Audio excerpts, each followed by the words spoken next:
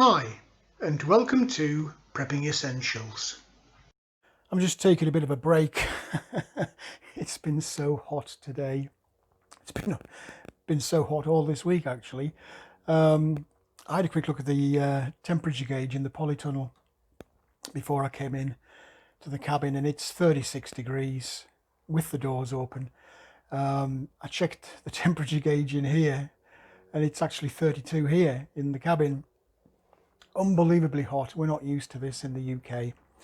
So I'm just sat here with a little cup of coffee, just looking out the door, watching the birds flying around, the trees blowing, and the little bit of a wind, and enjoying this kind of idyllic, really, little off-grid lifestyle. And whilst sat here, that just got me thinking about prepping and preppers. And I thought I'd do a little video on what is prepping and why am I a prepper.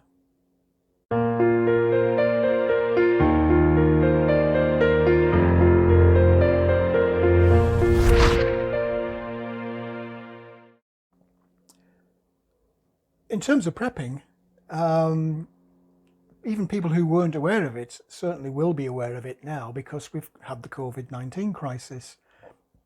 And you'll have all seen on the TV, it happened here in January, February, when news of COVID spreading out of China started to hit the news headlines. And people started flying into this mad panic. And they just descended on the supermarkets and started fighting over toilet rolls and pasta and rice, and stripped the shelves bare. And it really was quite bizarre. I mean, for me as a prepper, I'm kind of sat there chuckling watching all of this chaos on the news. But people did go into a blind panic, and all of a sudden supermarkets ran out of, I mean, bizarrely, toilet paper. Why people thought it necessary to suddenly grab 10-year supply of toilet roll from the supermarket shelves, that's definitely going to remain one of life's big mysteries. I don't understand that at all, and I don't think anybody really understands. Even the people that were doing it, I don't imagine for a second that they really know why they felt it necessary, out of all the things that they could buy, to buy so much toilet paper. But hey, it just kind of reinforces what I've said in a number of videos about people. People are crazy. People are unpredictable. You just don't know what people are going to do. You have no way of knowing.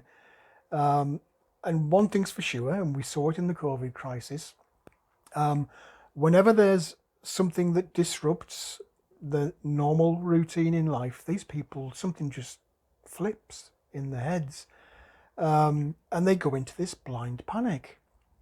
Now, fortunately, COVID wasn't such a huge crisis, but can you imagine what would happen if, God forbid, there was some major event, a natural disaster, an earthquake, a tsunami, a terrorist attack perhaps?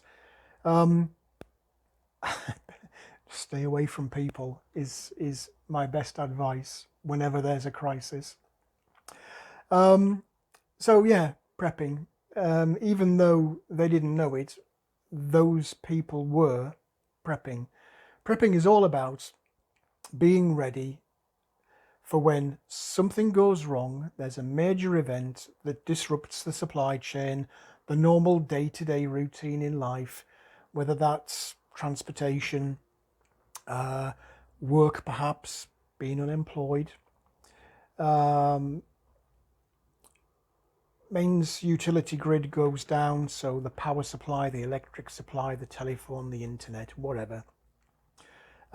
Something happens, and all of a sudden the things that we depend on every single day to just run our normal lives, and more importantly the essential things we need in life, that suddenly is disrupted, and those goods or services are no longer available. Now, fortunately, the majority of crises that people are going to run into will be very short term. They won't drag on for months or, God forbid, for years. But it's quite surprising how quickly things do run out. So take, for example, COVID. Within a matter of a couple of days, we went from normal supermarket shelves, everything's there, to all of the stuff is gone. The pasta, the rice, the toilet roll, the tinned meats, dairy products, vegetables. You'll have seen me complain in a couple of videos about me trying to go shopping for vegetables and milk, fresh vegetables. And after arriving from work, going to the supermarket and finding that everybody's been there before me and they're all gone. It does happen. It happens very quickly, and it happens when you're not expecting it. I mean, if you cast your minds back to Christmas time, say, nobody in Europe, the States, anywhere else in the world outside of China, nobody would have had a clue what was coming. And even in January, February, when news was breaking about this COVID crisis in China, did you really imagine, if you're honest, that the amount of disruption we've seen, whether that's empty supermarket shelves or shops being closed down, countries going into lockdown, you can't go out your house. Did you think that would happen? I don't imagine for a second that anybody, except perhaps the most hardened preppers who regularly predict this kind of thing, I don't imagine people did. Certainly the average member of the public had no idea that this was even possible. Most people just live in this normalcy bias lifestyle where everything is expected on demand. And this COVID crisis, where all of a sudden their life has been completely turned upside down, has come as a major shock. I think to government it's come as a major shock. I don't think government really expected to have to go to the lengths that they've gone to manage their way through this crisis. So prepping is all about being ready for crisis events such as this. It doesn't have to be COVID and a global pandemic. It can be a local problem. You lose your job, or there's a problem with the power grid in your area, or there's a problem with the water supply in your area. Being ready for those kinds of events so that if the things that you rely on in goods and services suddenly stop, you have sufficient supplies of those within your home or at your rural retreat cabin, wherever it is that you plan to ride out the crisis, having those stocks of the essentials and hopefully a few comfort items so that you can manage as a individual or a family unit or a group to sustain yourself through the crisis until such time as hopefully things go back to normal.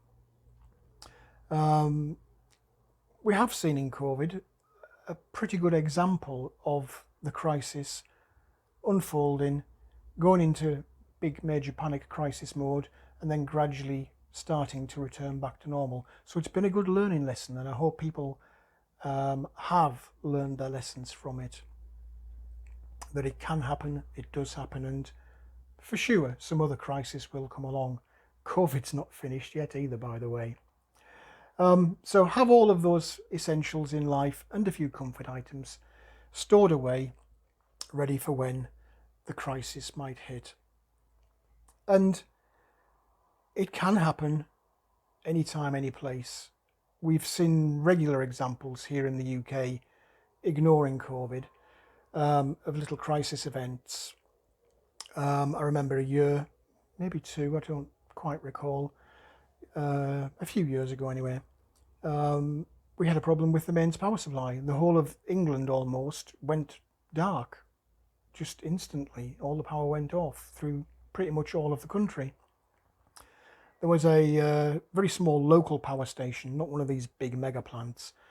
I think it relied on providing power from wind turbines out on the coast. And they had a problem, had a breakdown, closed down the plant, and just by pure chance, another small local power station elsewhere on the grid also had a breakdown and closed down. And that ripple effect from those two small power plants caused a chain reaction through the entire country's grid supply, which completely shut down as a safety feature, and we went dark for several hours. Fortunately, it was only several hours and it came back on again, but it's an example of how things that you rely on as been always going to be there, you're always going to be able to flick that switch and the light comes on, they can and do break down and stop working. So, prepping. Be ready for those crisis events. Have something set aside so that you can continue life as normal or as close to normal through the crisis and then come out the other side as things start to go back to normal. In terms of why did I become a prepper, I have to go way back really, because I've always had this kind of mentality where I want to be self-reliant. I don't want to depend on other people, and I certainly don't want to depend on other people to provide me with the basics in life. So food, water, shelter, somewhere to live. I don't want to be reliant certainly on the state to provide those things. I want to live my own life, provide for myself and my family, and not have to go cap in hand to somebody else, or to be under their thumb, under their control. But in terms of proper prepping, if I can describe it like that, I've been quite fortunate. I've had quite an extensive career history. I've just passed the 40-year mark of full-time work. God, that makes me feel old. But out of that 40 years, I've probably spent pretty much half of that living and working outside of the UK. Much of that has been spent in countries in the Middle East and Central Asia, in countries that we call developing countries. It used to be called third world countries, but we're very polite nowadays and we call them developing countries. And the opportunity of living and working in those countries kind of sowed a bit of a seed for me, and kind of guided me, I think, on to the prepper lifestyle. Because making friends in those countries and visiting homes of people who live in those countries because it's their country, they're local, they actually, many of them don't have access to the things that we take for granted here in Western countries, the more developed countries. The utility grid systems in those countries can be very, very fragile and in some places non-existent. They literally don't have mains water. They rely on tanks of water being shipped in, and each house has its own little tank of water that they top up as and when it starts to run out. Or they have a well in their garden or in their village. They certainly don't have these mega box style buildings that we call supermarkets that they can go to and find on the shelves everything they can possibly imagine wanting or needing, all laid out there for them and gathered in from all four corners of the globe. They just don't have that. They're very much dependent on what's produced in those countries, and that then becomes seasonal, as it should be with nature. So they themselves are kind of preppers. Their normal day-to-day lifestyle is a prepping lifestyle. They will generate their own electric from solar panels. They will dig wells or gather rainwater or have stored water in tanks at their homes, because the grid utility system just either doesn't exist or is very, very fragile, and they never know when it's going to stop working. And similarly on food, many of those people in those countries do have their own self-sufficiency garden. They just call it the garden. And it doesn't occur to them that this is some kind of prepper lifestyle. They do it to save money or to grow things that aren't readily available in their surrounding area. And one thing that they certainly do is store food away. In many of those countries, not only does the food supply start to slow down or even stop outside of the harvest season, again, they don't know when they might have to stay in their house. They live in countries where there is a potential for natural disasters such as earthquakes that might level the buildings in the local city where the supermarket is, and they can't access those supplies. Or they live in countries where the weather is not adequate and they do have floods or droughts. And certainly out of season, they store in little root cellars their fruit and vegetables. They'll cold store normal vegetables, they'll pickle fruits or things like tomatoes. They'll pickle those in jars so that during the winter months, when they can't produce the food in the garden or it's not available in the supermarket shelf, they have still a supply of that food and basics to get them through the winter time.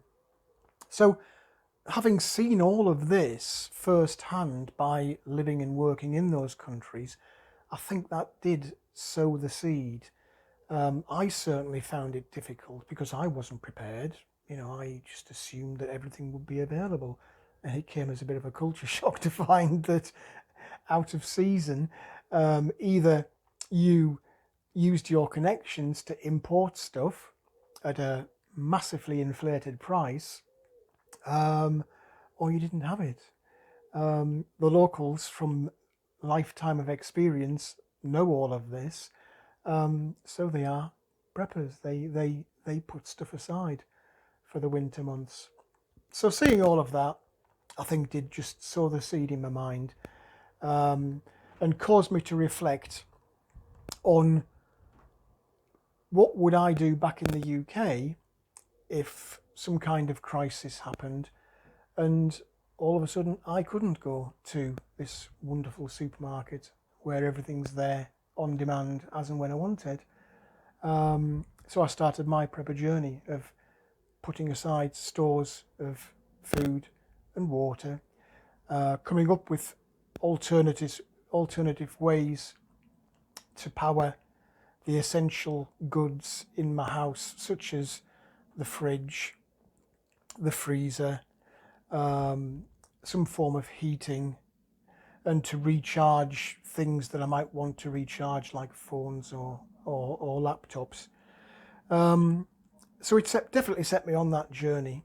And gradually over the years, as I've been back in the UK and become a little bit more settled, I have looked around and tried to find somewhere that I can go off-grid and become more self-reliant. And this past year has finally seen that come to fruition with being able to buy a piece of land and to start to develop it with a cabin to provide shelter and to start work on my self-sufficiency garden so that I can learn the skills necessary to be able to do what all those people did back in those countries that I lived and worked before, grow their own food and to store that food through the winter to keep them going when supplies weren't available. So hopefully that's been a useful story for you to kind of explain what is prepping for those of you who might be new to the channel or have just stumbled across this channel and didn't know what prepping was, and my own life story to explain why I became the prepper. Well, that's it for this video. I hope there was something in there that was of interest to you. If you did like the video, please do click on the like button. Also, feel free to hit the subscribe button if you haven't already done so. As always, I welcome any comments, questions or suggestions you might have. How did you get into prepping? What was the thing that kick-started you on your journey? And on the various topics within prepping, is there any one subject or topic that you think would be really beneficial for me to do a specific chat style video about? Let me know in the comments section below. But for now, thanks for watching and I look forward to seeing you in the next video.